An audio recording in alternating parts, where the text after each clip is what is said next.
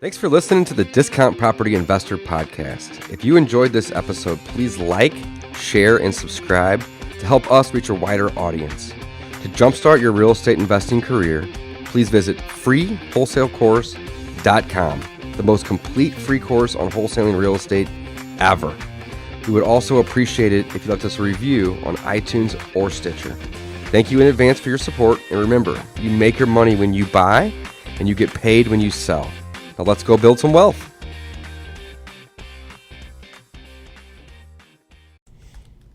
All right, guys, welcome back to the Discount Property Investor Podcast. This is your host, David Dodge, joined by co-host Mike Slane. Thanks for joining us, guys. We're excited to chat with you again today. Dave and I always encourage people, and you've probably heard it 1,000 times by now if you've listened to our podcast, check out the free wholesale course, freewholesalecourse.com. That is, wholesaling is the way that we think you should start your real estate investing career because it is the lowest risk and probably the highest reward for most people getting started. If you don't know anything about real estate investing, it's a great way to learn everything, kind of the school of hard knocks, a lot of highs, a lot of lows, and some big paydays if you are successful. So very cool way to start. Check out the freewholesalecourse.com. Today we're going to continue our little mini-series, our web series on the BRRRR strategy. Woohoo! Woo-woo, indeed. Gotta love the BRRRR strategy, we guys. We are rocking and rolling through the BRRRR strategy in our business. And Dave, give us a quick summary. What's the BRRRR strategy? BRRRR! Gotta love the BRRRR strategy, guys. Very the cool. BRRRR strategy it's an acronym. It stands for buy, renovate or rehab, and then the next R would be to rent. And the next R would be to refinance. And then the last R would be repeat. So basically, it's an acronym that lays out a strategy: buy, rehab, rent, refi, repeat. And this strategy will allow you to use little to none of your own money. You use private investors' money or hard money lenders to purchase properties. You get these properties set up as assets that cash flow and pay you money every month. And then you get a bank loan to refinance you out of that loan with your hard money or private money lender. And then you now have a loan with a bank for a long period of time at a low interest rate. So again, the BRRRR strategy is an acronym that lays out a strategy that allows you to purchase assets with little to none of your money, and then also to purchase lots of assets in a quick way, in a quick manner. So the BRRRR strategy is awesome strategy. We use it currently. Right now we're almost to 50 properties, and our goal is to get to 150 properties. So we have 100 to go, guys. That is a big goal, but we're not scared. We're ready to jump in. We're ready to buy the next 100. And if we can get there in 1 to 2 years, I think we'll be doing pretty good and be happy with that goal. So the BRRRR strategy, in some of the previous episodes, we talked about each individual things. We did an episode on buying those properties and what you should look for and how you should be buying those, and using somebody else's money with a hard money lender or a private lender or even an IRA or something along those lines. We cover all that in episode 1, talking about buy. In episode 2, we jump into rehabbing that property, how you should be rehabbing it. Now again, these properties are going to be tenanted properties. They're going to be rental properties. So there is some tips and tricks that go into rehabbing these properties. You don't want to overdo them. You want to use materials that will stand the test of time. Materials that won't be outdated in 2 to 3 years, as well as durable materials that can withstand several tenants for several years to save you the cost of having to do this every couple of years. So lots of good tips and tricks in that episode on the buying. Actually, that's episode 2. Episode 3, we talk about the rehabbing. And then again, episode 4 is the rental process. So we personally have a property manager, but we talk a little bit in that chapter about doing it yourself, to learn the business, learn the game, learn dealing with tenants, learn about the leasing process, right? And then once you scale, you can hire a property manager. You can hire one from day one if you like, but we recommend getting your feet a little wet, and learning some of these processes. So that would be, the process of renting it out.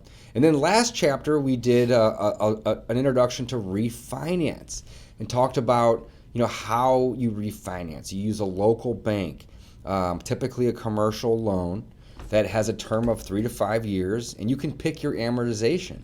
If you have a long amortization of 25 or 30 years, you're going to make more cash flow on that property. However, you're going to have a longer term. You're going to have to be paying those payments longer. If you choose to do a 15 or a 20-year amortization, you're going to have reduced cash flow because your monthly payment is going to be a little higher. But on the flip side, however, you have a monthly payment that's higher. However, you are going to pay that loan off quicker. So there's pros and cons to it both ways. But either way, the way I look at it is I don't care if I have a loan for 5 years or if I have a loan for 30 years. I'm not the one paying that loan off. The tenant is. So all I have to do is manage the tenant or the property management company, and somebody else is paying off debt for me. This is what I like to call good debt, okay? Because I'm buying assets with good debt. Somebody else is paying that off. And then, of course, each of these assets spits off what we like to call as cash flow, which really just means the net profit. Cash flow is very, very equivalent to net profit. It's what do you have left after you collect the rent and you pay all the bills. So all those bills would include the mortgage, which may or may not be escrowed with taxes and insurance. So if it's not escrowed, then you need to make those payments every month. So mortgage, taxes and interest. You may have some utilities that you require, or the city or county level requires you keep in your name, like a trash service or a sewer service. You may be able to get those tenants to pay those bills, or you can bill them back. But again, you may have to keep those in your name. So those will be expenses that come off. If you have a property manager, you are going to have to pay them a monthly fee to manage your property. And then you may have capital expenses or vacancies that you need to factor in there too. So the cash flow, again, is nothing more than what is left over.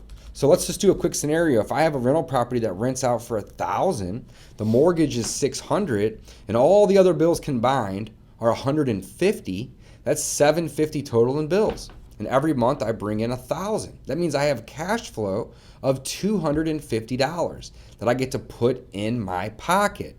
So let's talk a little bit about why these are assets. First and foremost, if you don't know, now you know. Assets are simple, it has the most simple definition, okay? An asset is something that puts money in your pocket every month. Period. If you don't know the definition of an asset, now you do, okay? Your car is not an asset. And unfortunately, your home is also not an asset. It may be a great tool for saving money or building equity, so on and so forth, but it's not an asset. And the reason is because assets put money in your pocket every month. If it's not an asset, then everything else defaults to liability. Okay, it's either taking money out of your pocket every month, or it is just a place that the money is sitting, most likely depreciating. Okay, so again, we like to buy assets. We use the BRRRR strategy to buy assets with little of our own money, oftentimes none of it, most oftentimes none of it. And again, we're acquiring an asset that spits off cash flow that we get to deposit in our bank every single month. And then, of course, we are paying the mortgage with the tenant's rent. So somebody else is paying off this loan. Now, one thing I didn't even really mention yet about some of the other advantages of real estate are the tax advantages. So you get to depreciate a property. All these expenses are tax write-offs. Real estate is actually one of the best tax write-offs or shelters or way to defer or even eliminate taxes completely. Real estate is the easiest way to do that.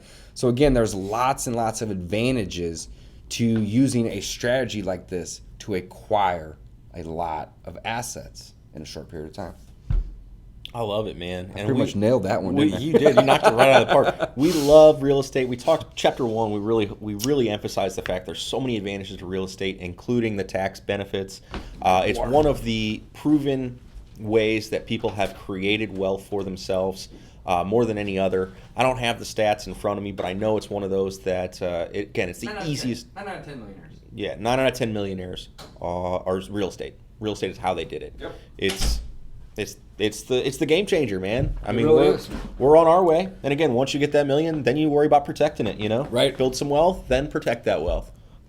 So, all right, guys, I think that's pretty much it for the episode. That kind of sums it up, guys. I mean, again, we want to really keep this strategy simple, all right? It is simple. Now, one thing we've said in previous episodes, as well as in our book, The Ultimate Guide to Wholesaling Real Estate, start there if you haven't already purchased the book, is, keep it simple. And this business isn't always easy, but if you look at the big picture, it's very, very simple.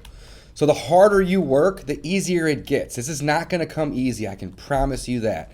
But if you put in the time and you are committed and you stay persistent, it will get easier. All right. But at the end of the day, it's very simple. So I'm going to do one more recap about BRRRR, guys. It's an acronym and it is a strategy that lays out how to acquire a lot of assets in a short period of time with little to no money.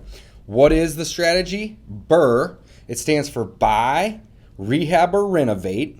Okay, rent out, refinance, repeat. If you can do that and learn the strategy and start doing it yourself, you too can acquire 50 to 150 properties in just a few short years. Love it. Anything you want to add to finish this off, Mike? Nailed it, man. Thanks for listening to Discount Property Investor Podcast, guys. Check out the freewholesalecourse.com. Thanks, guys. Talk to you soon.